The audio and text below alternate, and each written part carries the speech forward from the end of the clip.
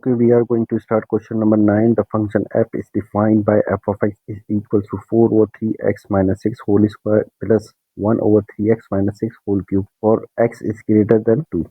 Find an expression for the f of dash of x and hence determine whether f is increasing function or decreasing function or neither. We have the f of x which is equal to 4 over 3x minus 6 whole square plus 1 over 3x minus 6 whole cube.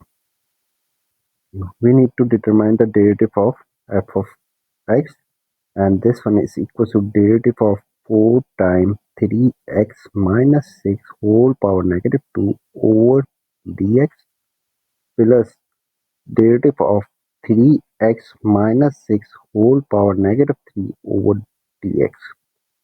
4 is multiple, will remain same, and derivative of 3x minus 6 is negative 2 times 3x minus 6 whole power negative 2 minus 1, and the derivative of inner function which is derivative of 3x minus 6 with respect to dx plus derivative of 3x minus 6 whole power negative 3 is negative 3 times derivative 3x minus 6 whole power negative 3 minus 1, and the derivative of inner function which is 3x minus 6 with respect to x. Further solving, we will have negative 8 times 3x minus 6 whole power negative 3, and derivative of 3x is 3 plus negative 3 times 3x minus 6 whole power negative 4, and derivative of 3x minus 6 is 3.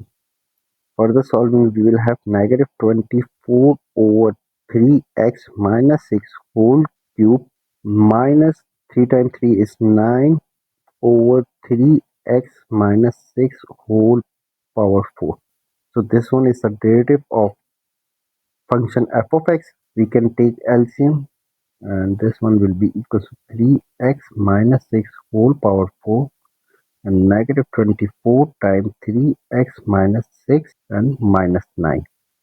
And we will have negative 24 times 3x is negative 72x, and this one is equals to the negative or positive 144 minus 9 over 3x minus 6 whole power 4.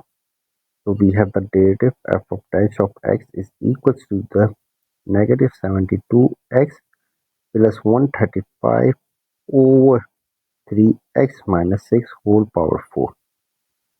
So this one is the simplified form of the derivative of the function f of x. Okay, we have calculated the derivative of the function f of x, which is negative 72x plus 135 over 3x minus 6 whole power 4. We need to define whether the function is increasing function, decreasing function, or neither. One concept you should know that if the derivative of the function is greater than 0 for given domain, then the function is decreasing.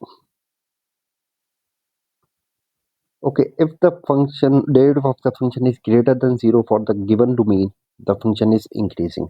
If we cannot define whether the derivative of the function is increasing or decreasing, then we can say that the function is neither increasing neither decreasing. So here we have the derivative of the function, and we know that the domain of the function is x is greater than 2.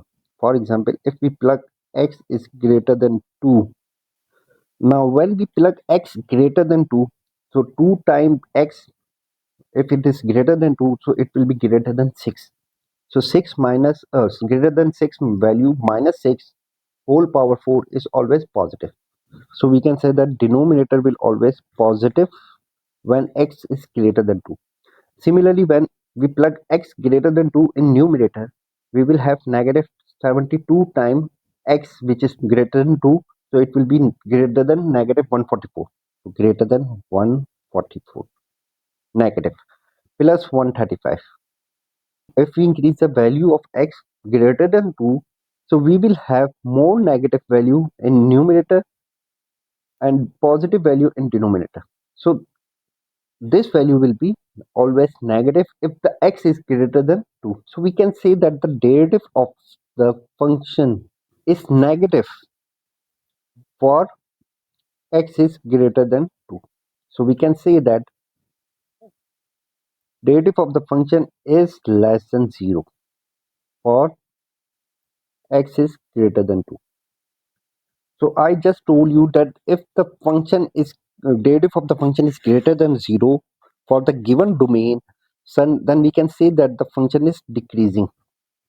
So based on these observations or analysis, we can say that the f of x is decreasing.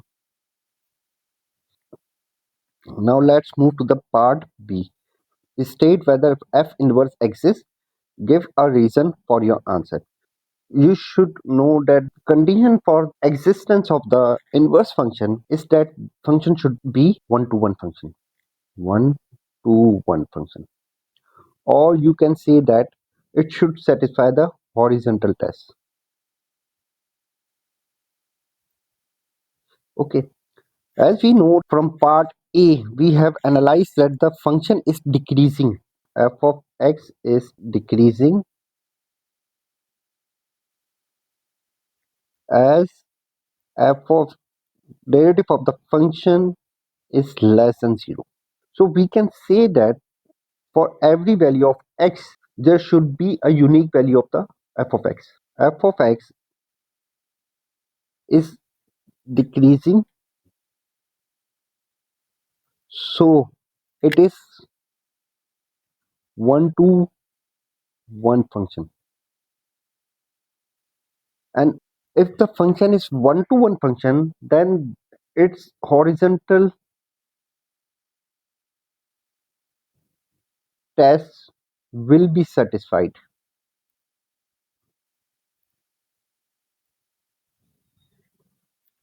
Okay, so we can say that inverse of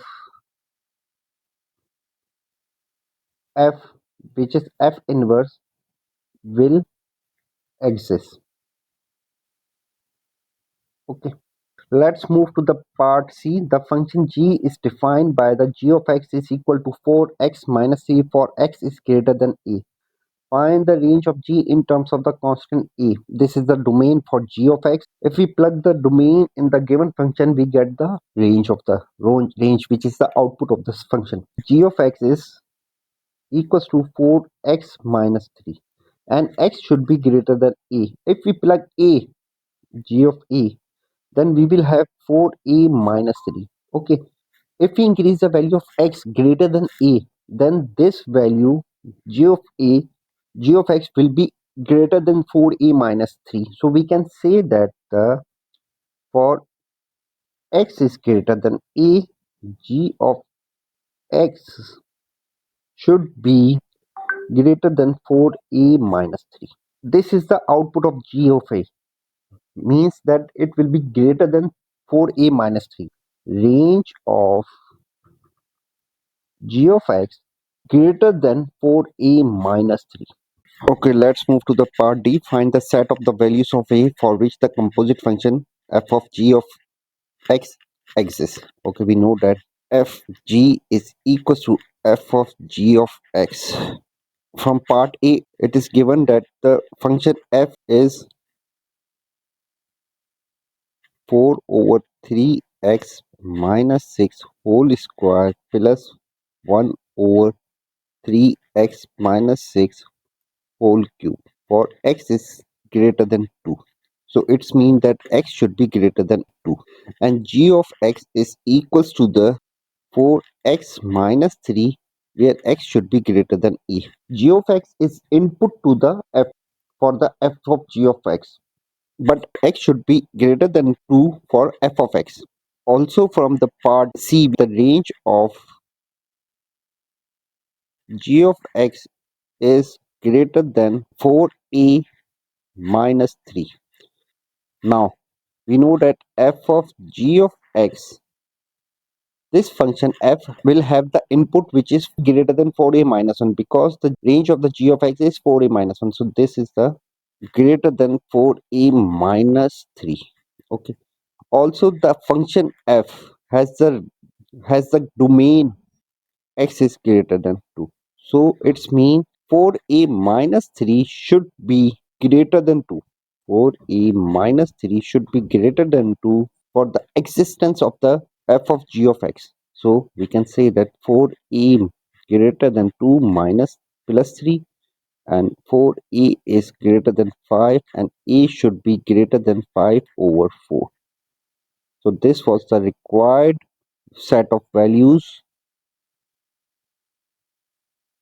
of a for which the composite function g of f of g of x exists.